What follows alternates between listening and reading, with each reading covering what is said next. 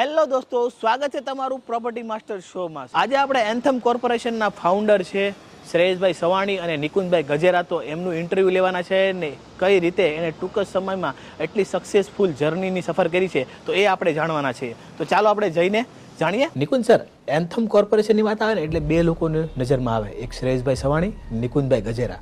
તો તમારી બંનેની દોસ્તી ક્યારથી થઈ અને તમે પાર્ટનર ક્યારથી બન્યા? ભાઈ એકચ્યુઅલી તો અમે બંને સિવિલ એન્જિનિયર છીએ, એટલે અમે અમારા ફાઇલના લાઇઝનિંગ માટે જ્યારે એસએમસી જતા ત્યારે અવારનવાર મળવાનું થતું, ત્યાંથી અમે અમારી ભાગીદારીની શરૂઆત કરી. તમારો પહેલો પ્રોજેક્ટ કયો હતો? અમે પહેલો પ્રોજેક્ટ એન્થમ બિઝનેસ 1, 2, 3 એમ કરીને એક સિક્વન્સમાં પહેલા પ્રોજેક્ટ લોન્ચ કર્યા હતા. અત્યારે તમારા 80 પ્રોજેક્ટ તમે સક્સેસફુલી ચલાવો છો, તો તમારી સફળતાનું રાજ શું છે? અમારી સફળતાનું રાજ તો મેઇન તો અમારી ટીમ વર્ક છે.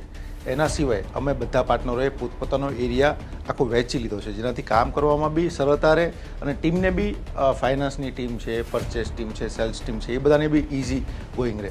એ જ અમારી સફળતાનું રાજ છે. 2013માં તમે રિયલ એસ્ટેટની જર્ની ચાલુ કરી ને આજે 2025 છે, તો એમાં કેટલા ઉતાર ચઢાવ આવ્યા તમારા જિંદગીમાં? એકચ્યુઅલીમાં તો ખૂબ ઉતાર ચઢાવ આવ્યા. અમારી જે જનરેશન છે એને તો જીએસટી, કોરોના, નોટબંધી, પછી પાછી બીજી બધી સેકન્ડ નોટબંધી, બહુ બધા ફેઝીસ આવ્યા છે ઉતાર ચઢાવ માટે. એટલે ખૂબ અમે જોયું છે અને ખૂબ અનુભવ્યું છે. ઓકે, એટલે આફતને તમે અવસરમાં કન્વર્ટ કર્યું છે. હા. ઓકે, જેમ કે તમારો એન્થમ સિટી પ્રોજેક્ટ છે એ તમે આખું સિટી ડેવલપ કર્યું છે, તો એના વિશે તમે મને ડીપલી માહિતી આપો. એન્થમ સિટીમાં એકચ્યુઅલી અમે નાના માણસો જે છે એના માટે ઘર બનાવીએ છીએ. 10,56,000થી ચાલુ કરીએ પ્લોટની કિંમત. એમાં એને સબસિડી બી અવેલેબલ થાય અને બધી ફેસિલિટી. એમાં ટીપીના રોડ પણ અમે આરસીસી બનાવ્યો છે, ઇન્ટરનલ રોડ આરસીસી, મંદિર ડેવલપ કર્યું છે, હોસ્પિટલ છે, એમાં સ્કૂલ છે, તમામ જે માળખાકીય સુવિધા હોય બધી જ સિટીમાં અમે પ્રોવાઈડ કરી છે. પ્લસ એના સિવાય બી કોમર્શિયલ સ્ટોર છે. એટલે એ સિટીમાં એકવાર તમે મકાન લ્યો એટલે તમારે બહાર જવાની કંઈ જરૂર નથી, બધી તમામ માળખાકીય સુવિધાઓ અંદર. એટલે જીવન જરૂરિયાતની બધી વસ્તુ, જેમ કે બેંક છે, હોસ્પિટલ છે, બધી વસ્તુ ત્યાં મળી રહી. તો એ તમને આઈડિયા ક્યાંથી આવ્યો? એકચ્યુઅલી અમે તો અદાણી શાંતિગ્રામ કરીને અમદાવાદમાં એક એ લોકોનો પ્રોજેક્ટ છે મોટો, એના ઉપરથી ઇન્સ્પાયર થઈને આખું એક વિઝન તૈયાર કર્યું હતું. એ રીતે અમે આખું એક સિટી બનાવીએ જેમાં બધી અલગ અલગ ટાઈપના અલગ અલગ પ્લોટ હોય, અલગ અલગ સાઇઝ હોય અને બધી સુવિધાઓ ઉપલબ્ધ થાય. સુરતનું રિયલ એસ્ટેટ છે એ અત્યારે કઈ દિશા તરફ જઈ રહ્યું છે? અત્યારે તો સુરતનું રિયલ એસ્ટેટ ખૂબ સારું છે અને ભવિષ્ય પણ ખૂબ સારું જ રહેવાનું છે. એટલે ગ્રોથ એમાં પૂરેપૂરો છે. તો તમે અત્યારે કોઈ બીજા કોઈ પણ રિયલ એસ્ટેટમાં, કારણ કે પ્લોટ છે, ફ્લેટ છે, કોઈમાં પણ ઇન્વેસ્ટ કરો, રહેવા માટે કે કોમર્શિયલ યુઝ માટે, બધામાં તમને સારું જ રિટર્ન મળશે. અત્યારે સુરતના ક્યાં નવા એરિયા ડેવલપ થઈ રહ્યા છે કે જ્યાં લોકોએ ઇન્વેસ્ટમેન્ટ કરે તો ફ્યુચરમાં એને સારામાં સારું એપ્રિસિએશન મળે? અત્યારે સમજો વેડછા છે, સણિયા હેમાદ છે, દેવત છે, બોણજ છે. અમે જે નવો પ્રોજેક્ટ લોન્ચ કર્યો છે એ ટીપી 56 બમરોલી છે. એ બધા એરિયામાં તમે કોઈ પણ એરિયામાં, અમારી માસ્ટરી તો એકચ્યુઅલી પ્લોટમાં છે.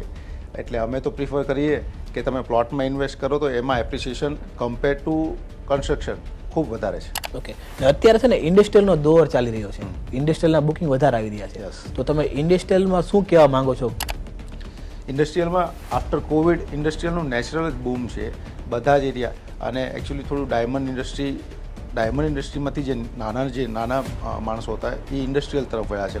કોઈ વોટર જેટ કર્યા, કોઈ એર જેટ કર્યા, કોઈ પાવર લૂમ્સ કર્યા. એના લીધે ઇન્ડસ્ટ્રીયલમાં સિરિયસલી બૂમ છે. એવું છે. આ બૂમિંગ કેટલા સમય સુધી રહેશે તમને કેવું લાગે છે? બૂમિંગ તો અત્યારે તો ખૂબ બૂમ છે, એટલે બૂમ તો રહેશે જ, કેમ કે બધા ટેક્સટાઇલ બી અત્યારે ખૂબ સારું ચાલી રહ્યું છે. એટલે ઇન્ડસ્ટ્રી ઓબ્વિયસલી બધાના પ્લોટ વેચવા મળે છે. ફ્યુચરમાં તમારો કોઈ એવું પ્લાનિંગ છે કે આપણે આ ટાઈપનો પ્રોજેક્ટ બનાવવો છે, એવું ડ્રીમ?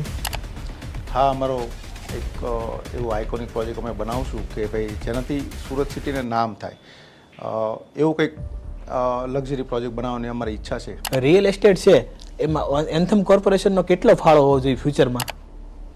અમે તો એવું ઈચ્છીએ છીએ કે અમારો ખૂબ મોટા પાયે ફાળો હોય, પણ અમારથી અમે કરીએ છીએ જેટલું થાય એટલું મેક્સિમમ યુટિલાઇઝ કરીએ છીએ. એકચ્યુઅલમાં પ્રોજેક્ટ અમે એવા બનાવીએ છીએ જે બજેટમાં બી સેટ થાય, યુઝેબલ હોય, એનો આખો એન્વાયરમેન્ટ ઇકોસિસ્ટમ બિલ્ડ થાય, આખું એન્વાયરમેન્ટ બધું જ સેટ થાય એ પ્રમાણે પ્રોજેક્ટ અમે જે ડેવલપ કરીએ છીએ બધા બનાવીએ. જેમ કે મેં તમારા પ્રોજેક્ટ જોયા છે ને, તો તમે રેસિડેન્ટમાં કામ કરો છો, ઇન્ડસ્ટ્રીયલમાં કરો છો, કોમર્શિયલમાં કરો છો, તો બધી ટિકિટ સાઇઝમાં તમે કામ કરો છો. તો એનું શું કારણ છે? એનું કારણ એવું છે કે અમે ખૂબ જેને કહેવાય ને ખૂબ મોટા હ્યુજ અમાઉન્ટમાં કામ કરીએ છીએ. એટલે અમારે બધાય ટિકિટ સાઇઝ રાખવી પડે. અધરવાઇઝ અમારી સેલ્સની ટીમ અમે 10 લાખથી ચાલુ કરીને 10 કરોડ સુધીના પ્લોટ વેચીએ છીએ. એમાં ઇન્ડસ્ટ્રીયલ, કોમર્શિયલ, રેસિડેન્શિયલ, એટલે બધાને એન્ટરટેન કરીએ. બધાની અલગ અલગ જરૂરિયાત હોય એ પ્રમાણે અમે ફૂલફિલ કરવાની બેસ્ટ ટ્રાય કરીએ છીએ.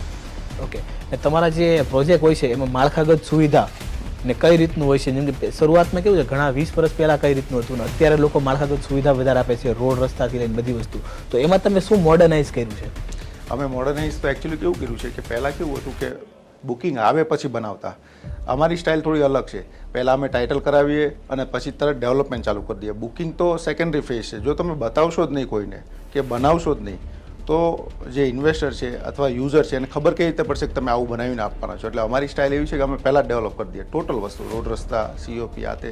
અમે પ્રિફર કરીએ કે પહેલાં ડેવલપ થાય તો પછીથી કામ પણ ઓછું રહે અને સેલિંગમાં બી બૂસ્ટ મળે. ઓકે, એટલે તમારું એવું માનવું છે જો દીખતા હોય બીકતા. યસ. રિયલ એસ્ટેટ ક્ષેત્ર છે એમાં તમે 2013થી અત્યાર સુધી આવ્યા છો, તો એમાં અત્યાર સુધીમાં તમને કયા કયા લૂફહોલ લાગ્યા? જેમ કે શરૂઆત તમે કરી હોય કે નહીં ત્યારે તમને બી લોકો કહેતા હોય કે ભાઈ આ શું કર્યું છે, ને અત્યારે તમે એક સક્સેસફુલી છો, તો આ સક્સેસફુલ ટકાવી રાખવા માટે તમે લોકોને બી શું કહેશો? કેમ કે આપણા યુવા છે ને ઘણા લોકો જોતા હોય છે, એટલે તમારામાંથી છે ને કંઈક લેશે નોલેજ કે તમે સક્સેસ થઈ ગયા છો ત્યારે, પણ સક્સેસફુલ ટકાવી રાખવા માટે શું શું કરવું જોઈએ? અમે જ્યારે અમારી જર્નીની શરૂઆત કરી, સ્ટાર્ટિંગમાં અમે જ્યારે અમારા ફેઝને ઉપર લઈ ગયા ત્યારે ઘણા લોકો અમને એમ કહેતા કે ભાઈ તમે તો પહેલાં આર્કિટેક્ચર વર્ક કરતા, લાઇસનિંગ કરતા, એમાંથી સીધા તમે એઝ અ બિલ્ડર આવો છો એમ. તો બહુ બધા પ્રોબ્લેમ્સ ફેસ કરતા. અમે ધીમે કરતાં પણ ચાલુ કર્યું. પણ મારું કહેવાનું એમ છે કન્સિસ્ટન્સી. તમે કન્ટિન્યુઅસ તમારે એફર્ટ રાખવા પડશે. તમે આજે એફર્ટ કરો, કાલે કરો અને પછી પરમ દિવસે બંધ કરી દો, એનો કંઈ મતલબ નથી. કન્સિસ્ટન્સીથી જ તમે જીતશો. એટલે તમારે કોઈ બી ધંધામાં, રિયલ એસ્ટેટમાં બી તમારે કન્સિસ્ટન્સી તો રાખવી જ પડશે. કન્સિસ્ટન્સી, ક્વોલિટી, ટીમવર્ક, આ બધા ટીમવર્ક તો મેઇન છે. ટીમવર્કથી જ બધું બિલ્ડ થાય. કે મારા એકલાથી કંઈ થવા નથી, કે અમે બે પાર્ટનર ભેગા થઈ તો કંઈ થવા નથી. અમારી ખૂબ મોટી ટીમ છે, 110 જણાની ટીમ છે. એ લોકો આટલી બધી મહેનત કરે ત્યારે આ બધું પૂરું થાય છે. ઓકે દોસ્તો, જોયું તો તમે પણ એક એન્ટરપ્રેન્યોર હોય તો બી તમારે કન્સિસ્ટન્સી જરૂરી છે. સક્સેસફુલ મળ્યા પછી પણ તમારે કન્સિસ્ટન્સી રાખવી પડે છે. ટીમ વર્ક છે, એથિકલ છે, એ બધું પણ રાખવું જરૂરી છે. તો દોસ્તો, આ હતી આપણી એન્થમ કોર્પોરેશનની સફર. જો તમને આ પોડકાસ્ટ સારો લાગ્યો હોય તો અમારી ચેનલને ફોલો કરવાનું ભૂલતા નહીં. ને આવા નવા પોડકાસ્ટ અને લાઇફસ્ટાઇલના વિડીયો અમે લાવતા રહીશું, જેથી છે ને આજની યુવા પેઢીને કંઈક શીખવા મળે.